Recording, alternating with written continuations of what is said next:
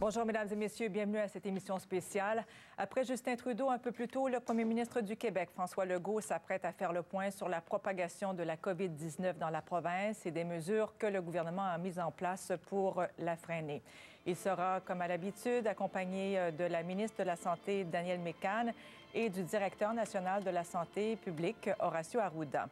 Il y a présentement 81 cas au Québec et 181 cas au Québec et un décès a été confirmé. Il y a eu donc 42 nouveaux cas au Québec depuis 24 heures.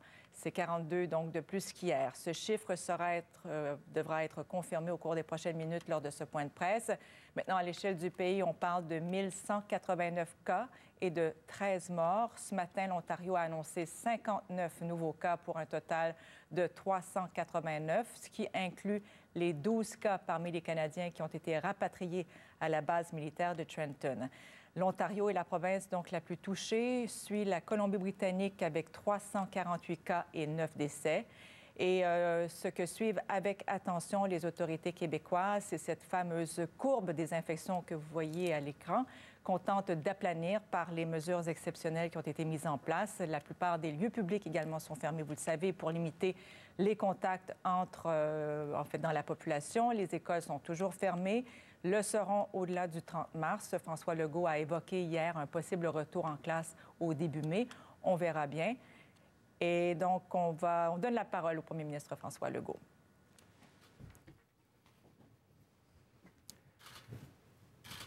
Alors, bonjour et bienvenue à cette conférence de presse en compagnie du premier ministre du Québec, François Legault, de la ministre de la Santé et des Services sociaux, Danielle Mécan, et du directeur de la santé publique, Horacio Arruda.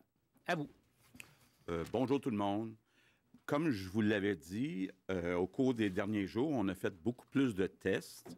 Donc, comme on s'y attendait, il y a une augmentation du nombre de cas qui s'accélère. Puis, on s'attend à ce que ça soit la même chose dans les prochains jours. Mais on se prépare à tous les scénarios. Donc, le bilan de la dernière journée, 181 cas de personnes infectées, donc une augmentation de 42.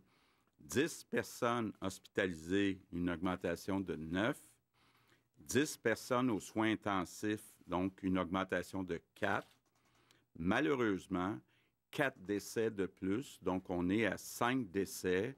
Donc, je veux évidemment offrir toutes mes sympathies, mes condoléances aux familles, aux proches de ces personnes.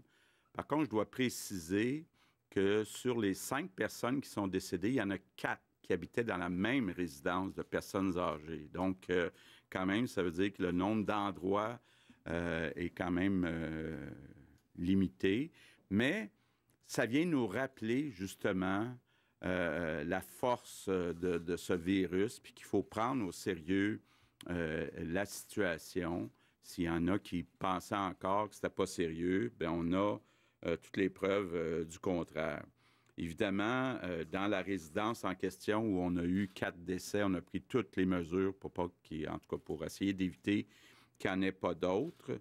Et ça montre l'importance de limiter les contacts physiques. Oui, on limite actuellement, on sauve des vies, on limite la contagion. Donc, c'est encore très important de le répéter, répéter, répéter. Concernant les tests, comme je le disais, on a beaucoup augmenté le nombre de tests. Donc, on a actuellement 1500 personnes qui attendent un résultat, 9200 qui ont eu un résultat négatif. Hier, en fin d'après-midi, on a eu un conseil des ministres pour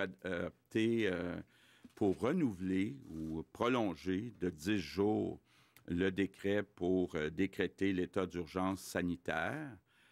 Ça permet, entre autres, au directeur de la santé publique de lui donner donc des pouvoirs additionnels pour faire respecter les ordonnances. Par exemple, quand on dit on ne souhaite plus qu'il y ait de rassemblement ou on souhaite que les personnes qui sont infectées, puis même qui ont des symptômes, qui restent à la maison, c'est pour donner le pouvoir aux policiers, éventuellement, de faire respecter les directives du directeur de la santé publique. Mais je veux quand même là, que personne parte en peur. Là. Il y a quelques cas isolés seulement. la grande majorité des Québécois respectent les directives. D'ailleurs, quand on regarde ce qui se passe ailleurs dans le monde, moi, je suis très fier de voir comment les Québécois là, sont solidaires et respectent les directives. Je veux revenir sur les déplacements entre les régions. Je dirais les déplacements tout court. C'est important de ne pas se déplacer là, autant que possible d'un quartier à l'autre, d'une ville à l'autre, d'une région à l'autre pour éviter de répandre les infections possibles. Donc, le moins de déplacements possibles dans les prochaines semaines. Aujourd'hui, je voudrais saluer un groupe de personnes peut-être qu'on oublie. Ce sont les familles du personnel de la santé, donc des médecins, des infirmières, des préposés, des pharmaciens, des ambulanciers. Ils ont des familles autour d'eux autres, donc les conjoints, les conjointes, les enfants qui voient moins souvent un de leurs parents. Je veux dire à toutes ces familles-là un immense merci du fond du cœur d'aider, d'appuyer de toutes sortes de façons nos anges gardiens. C'est très important.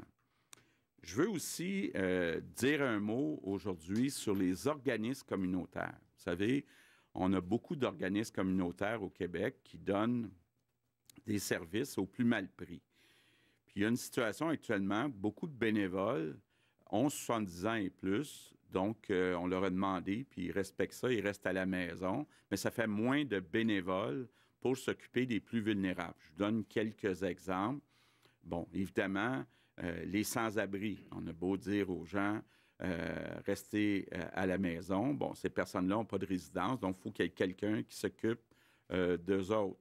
Il y a aussi, bon, les femmes qui sont victimes de violences conjugales pour des raisons de sécurité, ils ne souhaitent pas être à la maison. Donc, il faut avoir des organismes qui ont les moyens de s'occuper de ces personnes-là. Je pense aussi aux popotes roulantes.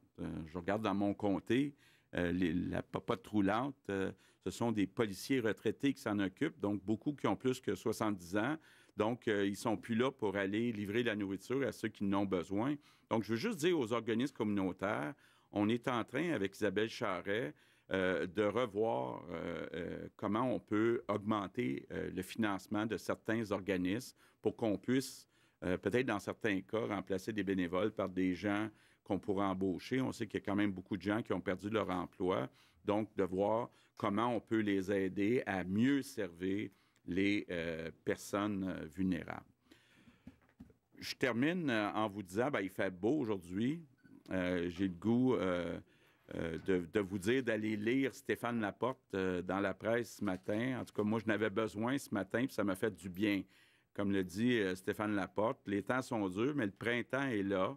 Et le printemps sera là, l'été sera là pour accompagner les personnes, même ceux et celles qui vont prendre leur marche seuls, hein, j'insiste, là. Puis profitez-en, aujourd'hui, il fait beau, allez prendre une marche seule. Le printemps est arrivé, il est au rendez-vous. Et je termine en répétant ce que je répète à chaque jour. Chaque geste qu'on pose actuellement va nous permettre de réduire les contacts physiques, donc la contagion, donc sauver des vies. Donc, je remercie encore beaucoup tous les Québécois. Merci pour votre collaboration. Faites attention à vous et ensemble, on va passer au travers. I also want to say a few words in English. En anglais, comme prévu, nous voyons que le nombre de cas augmente rapidement et j'ai la tristesse d'annoncer que nous avons maintenant 4 décès de plus au Québec. Cela nous rappelle que nous sommes confrontés à une situation très sérieuse. Je vous demande donc d'appliquer strictement les consignes de distanciation sociale afin de contenir la propagation entre les personnes. Alors, évitez les déplacements si ce n'est pas nécessaire. Bon, vous pouvez aller faire une promenade seul, mais limiter les déplacements. Ce que nous allons faire permettra de réduire le nombre de décès dans les semaines à venir. Soyez prudents, nous allons traverser la crise ensemble. Alors, Louis Lacroix, Cogeco Nouvelles. Bonjour. Je voudrais d'abord avoir des informations supplémentaires là, sur les 4 décès. Est-ce que ce sont des personnes qui étaient dans la même résidence que la première personne qui est décédée un peu plus tôt cette semaine? C'est-à-dire que c'est des personnes qui étaient effectivement regroupées dans une résidence et c'est des personnes qui avaient des facteurs de risque, comme on vous l'a dit. Dans le fond, c'est très malheureux. On trouve ça triste, mais on savait qu'on aurait des décès associés à cette maladie, particulièrement dans ces groupes d'âge. Et je tiens à mentionner, c'est pour ça aussi qu'on a pris des mesures qui ont été un petit peu critiquées au début en lien avec le fait qu'on privait les personnes âgées de leur visite familiale. C'est dans ce contexte-là, à mon avis, que c'est important d'agir. Et je tiens à ressouligner ce qu'a dit le premier ministre. C'est pas le temps de lâcher. Au contraire, on a des cas. Le virus est en terre québécoise. Il ne se transmet pas encore de façon très active dans la communauté, mais il faut surveiller ça de jour en jour. Donc, maintenez les mesures, je vous en prie. Et les plus importantes sont celles qu'on a déjà mis en place avec vous. Et n'oubliez pas le lavage de mains. Je sais que je radote, mais il faut se le répéter. Actuellement, on devrait être pratiqué plus qu'au tout début. Et là, ça demeure encore très important. Alain Laforêt, TVA. Bonjour à vous. Dans la même veine, vous dites qu'il n'y a pas de transmission active communautaire, Dr Arruda, sauf qu'un de vos collègues hier, entre autres à Bromont, Granby, a dit qu'il y avait des gens qui sont atteints, qui circulent. Il y a eu une intervention à Québec hier de quelqu'un qui circule. On sait qu'il y a des gens qui sont positifs, qui circulent à Montréal. Est-ce que pour vous, ça représente un risque? Et qu'est-ce que vous pouvez faire pour limiter ça? Bon, écoutez, c'est sûr que, premièrement, je tiens à vous mentionner, là, quand on va parler de transmission communautaire active, là, on parle, puis là, il faut faire attention, ça pourrait commencer dans un territoire et être pas rendu ailleurs. Hein? C'est la première des affaires. Deuxièmement, il faut quand même 3 générations. Je ne sais pas si vous comprenez. Il y a encore des histoires de cas qu'on est capable d'enquêter puis de voir au pourtour puis d'essayer de ne pas se rendre à 3. Mais il est possible qu'il y ait des 3, mais ce n'est pas significatif en quantité actuellement. Pour ce qui est des personnes qui ne respectent pas les consignes, les ordonnances qu'on a émises, puis maintenant, avec le décret qui a eu lieu hier, nous donnent des pouvoirs pour aller la police. Notre objectif n'est pas de... Notre objectif principal, c'est de convaincre. C'est ce qu'on a fait au Québec. Et la réponse des Québécois a été très bonne. Je vous remercie. Non, notre objectif, c'est d'augmenter ça, de convaincre encore plus ceux qui ne l'ont pas fait. Mais à partir de maintenant, c'est clair qu'on va contraindre des personnes qui ne respectent pas les consignes, surtout si elles ont été avisées, contactées, puis qu'on a des informations qu'elles se promènent. Ces gens-là peuvent représenter une transmission à 2, 3, 4, 5 personnes, donc on va être obligé de contraindre dans ce cas-là. On va contraindre dans des situations qu'on sera capable de documenter. Il ne faut pas que les gens paniquent, là, mais il faut que les gens comprennent que si on n'a pas compris, qu'on le dit 2, 3 fois, que les équipes de santé publique ont des informations, les directeurs n'auront pas de problème à envoyer des agents de la paix qui vont s'organiser pour que la personne soit isolée. Alors, je n'invite pas les gens à confronter les autorités policières. C'est une question de respect. Les droits d'un individu s'arrêtent là où l'impact à la communauté est très élevé. Charles Le Cavalier, le Journal de Québec. Bonjour. Monsieur Legault, je voudrais revenir sur votre commentaire d'hier sur les écoles, sur le scénario peut-être de retour en mai. J'aimerais ça comprendre. Je sais qu'en Grande-Bretagne, il y a un rapport qui disait qu'il y a des chances que les mesures d'isolation sociale perdurent jusqu'en 2021. Des épidémiologistes aussi qui disent qu'on va peut-être devoir attendre qu'il y ait un vaccin ou des antiviraux là, efficaces avant de pouvoir retrouver une vie normale. Vous, quand vous parlez d'un scénario en mai, sur quels critères vous vous basez? Qu'est-ce qui permettrait de vous donner l'assurance qu'on peut rouvrir des écoles, par exemple? Ce que je voulais surtout vous dire, c'est qu'on avait annoncé le 31 mars. Là, je voulais être bien clair que c'est peu probable que ce soit le 31 mars. Donc, le délai, disons, le plus optimiste, c'est le 1er mai. Donc, on reporte la décision jusqu'au 1er mai. Mais effectivement, c'est possible que ça aille plus loin que ça. Je veux dire, c'est quoi les critères? C'est plus ça ma question. Quels critères vous permettent de décider de... Une analyse épidémiologique de ce qui se passe sur notre territoire, sur le nombre de personnes qui ont été infectées. Actuellement, on peut en avoir des centaines de scénarios. On les regarde tous. Le virus pourrait disparaître de lui-même cet été. Hein? Ça, c'est le hyper-optimiste, celui que je serais super content, puis on serait toutes ces peines le 24 janvier. Mais je pense que c'est peu probable. Il peut ralentir, revenir. Puis là, il faut voir les dynamiques. quelle proportion des gens ont été infectés? Est-ce que le virus va continuer à circuler de façon intensive si 70 des gens ont été infectés? Là, on se concentre sur l'augmentation et l'aplatissement de la courbe parce qu'on ne veut pas surcharger notre système de soins, puis on ne veut pas choisir entre une personne ou une autre par rapport à ça. Mais les gens vont parler souvent d'hypothèses, de possibilités. Nous, on les regarde tous. Mais la décision est prise en analysant ce qui se passe au jour le jour. Ce que je vous dis aujourd'hui, c'est en fonction des dernières données qu'on a eues hier soir jusqu'à minuit. OK? On va regarder encore la situation. Qu'est-ce qui se passe en Estrie? Qu'est-ce qui se passe à Granby? Qu'est-ce qui se passe à Montréal? Et avec ça, avec cette information-là, on applique nos différents principes. Puis ce que je vais vous dire, même si ça s'accélère de façon importante, ce qu'on a déjà mis en place est déjà, je vous dirais, une grande diminution des gens qui circulent un peu partout. OK? Il faut équilibrer les avantages de fermer quelque chose, parce qu'il faut que la société fonctionne aussi quelque part. Je ne sais pas si vous le comprenez, mais on ne prend pas de chance. Mais je n'irai pas vous parler des 14 scénarios qu'on peut avoir. On peut en avoir 14. Vous allez entendre plein de choses dans les médias, c'est correct. Ça fait partie de la liberté d'expression. Mais soyez assurés qu'au Québec, puis par rapport aux autres provinces, on est quand même relativement... Puis quand je dis ça, là, c'est aujourd'hui.